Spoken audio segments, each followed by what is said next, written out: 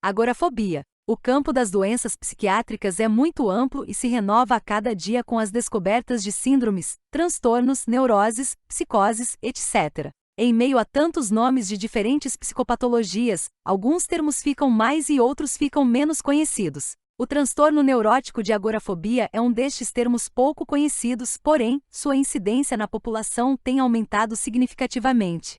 Como o próprio nome diz, agorafobia acontece mediante um cenário ou situação imediata. Não acontece nem antes e nem depois da situação em si. Por isso seu diagnóstico é mais complicado, pois nem sempre a pessoa apresenta sintomas numa mesma situação ou local. Agorafobia é uma manifestação de ansiedade muito grande em lugares ou situações onde a pessoa tem certeza que é difícil sair ou fugir dali. O agorafóbico traz em si um medo enorme de ficar vulnerável ou desprotegido em um ambiente. Sair de casa sozinho, ficar em uma fila, permanecer em meio a uma multidão, ficar em cima de uma ponte, viajar sozinho são algumas das situações em que o indivíduo que sofre deste transtorno sofre demasiado. Sendo assim, como tais situações trazem sofrimento, ele passa a evitar isso tudo. Às vezes de forma consciente, outras vezes esta evitação acontece e se repete sem nem se dar conta disso. Quando ainda não sabe que sofre de agorafobia, a pessoa vive normalmente, mas em determinadas situações ou locais, a ansiedade começa a aumentar sem razão aparente.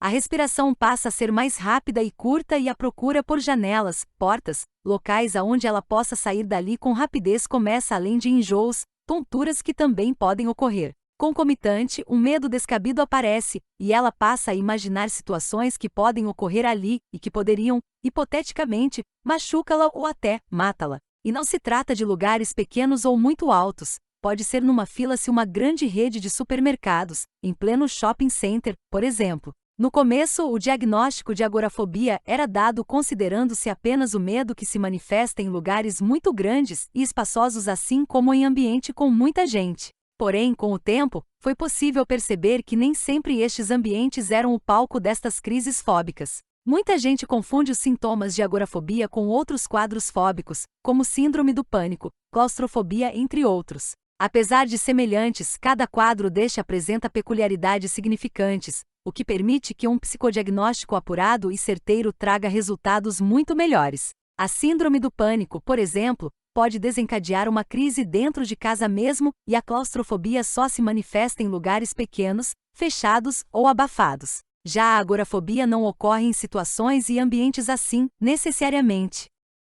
Por outro lado, é comum a pessoa sofrer tanto de agorafobia quanto de pânico, claustrofobia e fobias sociais diversas em uma mesma fase de vida. As doenças podem aparecer concomitantes. Uma particularidade desta psicopatologia é que a pessoa até deixa de evitar estes lugares, situações. Ela se esforça e consegue ir, porém não o faz sozinha. Ela vai depender de uma pessoa em quem ela confie para lhe acompanhar. Já no ambiente, ela se sente mais segura ao lado de alguém, mas ainda assim permanece desconfortável e ansiosa para ir embora o quanto antes. Ela passa a sentir de início um estado de alerta, onde olha para todos os lugares, aumenta a percepção de pessoas ao redor, situações, sons, clima, possíveis rotas de fuga em questão de segundos e repetidamente. Com início na vida adulta e mais comum em mulheres, a agorafobia pode se tornar crônica e mais grave se não for tratada adequadamente. O tratamento recomendado é a terapia com um profissional de saúde mental. Dependendo do quadro, pode ser preciso o uso de medicamentos por um tempo.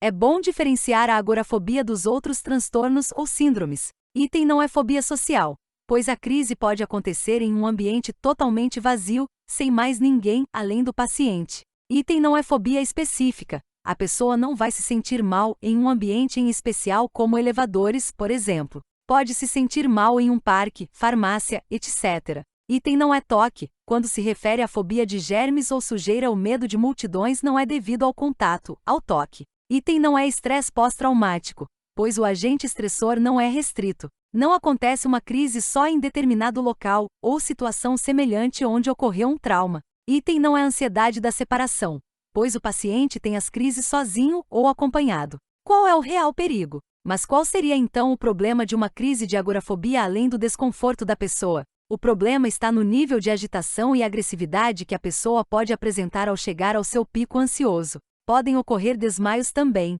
Ela pode começar a se debater, empurrar as pessoas, sair correndo com o risco de ser atropelada ou empurrar alguém escada abaixo, por exemplo. Ela passa a correr risco e coloca outras pessoas em risco junto, pois quando vem a crise o estado alterado de consciência não lhe permite visualizar tudo com nitidez, avaliando tudo com raciocínio lógico. Em meio a uma crise agorafóbica, o que a pessoa vai fazer é sair dali de qualquer jeito. Imagine que você está fazendo suas compras no supermercado tranquilamente e de repente alguém grita fogo. Você então vê as pessoas correndo, uma fumaça chegando, calor aumentado, portas estreitas. Agora imagine isso tudo sem o fogo de verdade. É assim que funciona a cabeça do paciente quando ele tem as crises de agorafobia.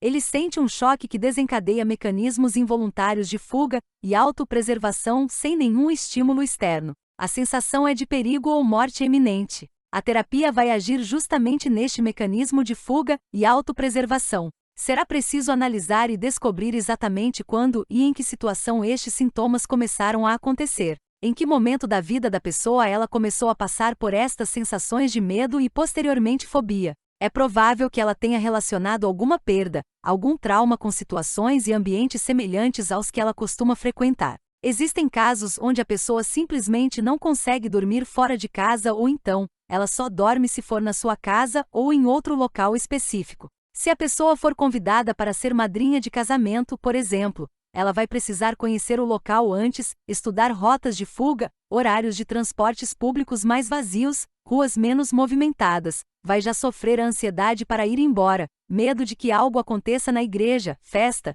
se ela conseguir ir até a festa, e assim por diante. Se ela conseguir ir à cerimônia, ela não estará ali, vai estar em crise ansiosa, sem prestar atenção em nada, louca para ir embora logo. Uma vozinha fica repetindo hipóteses de problemas para a pessoa. E se o ônibus não vier? E se o carro quebrar quando estiver voltando? Pode ser que o casamento demore mais do que o previsto e você terá de dormir aqui. E assim, o que seria um momento de alegria e comemoração passa a ser o verdadeiro inferno na vida da pessoa. Em virtude desta fobia, os pacientes passam a evitar situações, recusam convites, se isolam totalmente. E todos estes comportamentos trazem muito sofrimento para o agorafóbico porque racionalmente ele sabe que aquilo é algo muito estranho e sem justificativa nenhuma, mas ele simplesmente não consegue agir de maneira diferente. Como acontece com outros transtornos neuróticos em que o medo é a principal emoção.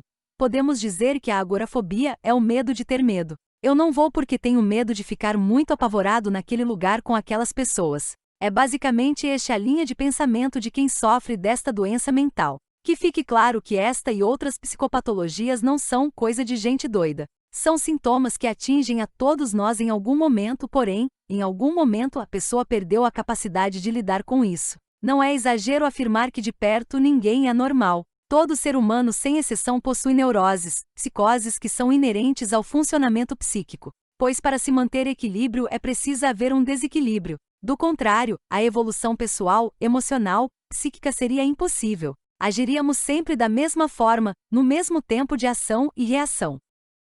Quando a pessoa não busca ajuda e tratamento, a sensação de ser incompreendida e incapaz de resolver este problema é muito grande. Desta forma, sentimentos de culpa, baixa autoestima e um prejuízo na qualidade de vida são inevitáveis. Inserida então neste mar de culpa e incompreensão é comum o abuso de álcool ou drogas, lícitas ou ilícitas, para amenizar os sintomas. Só que daí, ao invés de ter um problema, a pessoa acaba por reunir dois ou mais. Assim como é muito comum que dependentes químicos sofram de depressão ou outros transtornos de ansiedade e humor e buscaram no uso de substância fugir de seus conflitos, o mesmo ocorre com quem sofre de fobias ou transtornos agudos. Por isso, caso você se perceba ou desconfie que algum conhecido passa por situações de isolamento constante, inquietação ou agitação exagerada em lugares comuns sem nenhuma razão específica ou se você ou outra pessoa próxima só sai de casa se for acompanhada, é hora de buscar ajuda ou ajudar.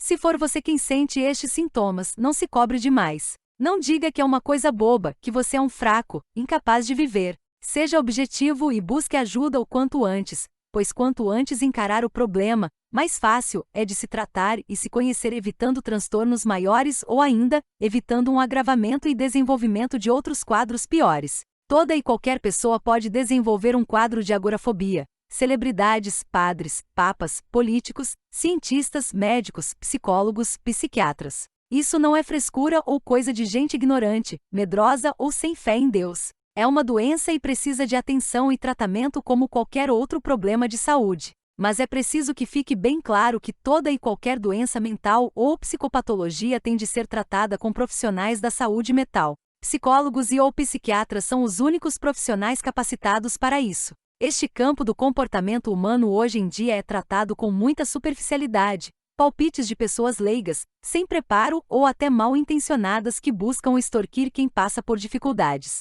Não existe chá natural, mentalização quântica, massagem, mantras e frases que repetidas ou conselhos em redes sociais que curam o quadro. Isso tudo são paliativos que só vão adiar a melhora e cura. Placebo, simplesmente. Se você procurar na internet pode até encontrar muitos depoimentos do tipo: foi Deus quem me curou, tomei chá de uma erva X que resolveu minhas crises, e etc. Não acredite em tudo que encontra na rede mundial de computadores. Espiritualidade ajuda sim, mas não podemos ignorar simplesmente os tratamentos científicos e colocar em risco nossa saúde e até mesmo nossa vida. Se a pessoa achar importante, pode sim buscar uma yoga, um tratamento alternativo, porém, isto deve ser feito junto com o tratamento convencional de psicoterapia. Enfim, a agorafobia é um quadro que pode parecer muito simples de se lidar no começo dos sintomas, mas pode acabar complicando muito a vida da pessoa e acarretando muito sofrimento nela e nos que a amam. Nada que lhe cause dor ou sofrimento é coisa boba. Por isso, ao primeiro sinal de que algo está estranho ou não vai bem, busque ajuda e comece logo a cuidar de você com dedicação e cuidado. Afinal de contas, todo tipo de doença é uma oportunidade de nos conhecer melhor e nos dar mais atenção, fortalecendo assim o amor próprio e a saúde como um todo. Sentir ansiedade, medo diante de novas situações, lugares ou pessoas é perfeitamente natural, mas a partir do momento que esta ansiedade aumenta muito, trazendo um medo além do esperado, é hora de prestar mais atenção em nós mesmos, nossas emoções e sentimentos. Para tudo tem jeito. O medo nos ajuda a preservar nossa vida, mas quando ele aparece sem motivo aparente, é bom buscar o entendimento maior dessa situação.